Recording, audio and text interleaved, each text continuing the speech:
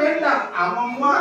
அது தெய்வம். ஆமா. ஏன்னா முதல் தெய்வம் வீட்டுல இருக்கு. எங்க இருக்காரு?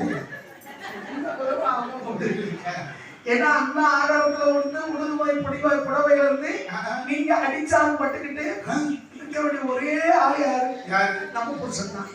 அதனால நீங்க என்ன பண்ணணும், ஒவ்வொரு நாளைக்கும் 3 வாட்டி புருஷங்கால தொட்டு முடியுங்க. அக்கா அப்படியாவா நடக்குது?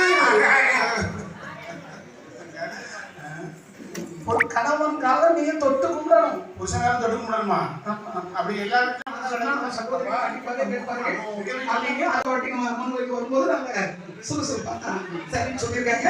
அதனால இந்த ஒரு வார்த்தை, இந்த உலகத்திலேயே கல்யாணம் முடிந்த ஒவ்வொரு பெண்களுக்கும் தெய்வம் யாரு? யாரு? கல்யாணம் முடிந்த ஒவ்வொரு பெண்களுக்கும் கணவன் தான் கண் கண்டது.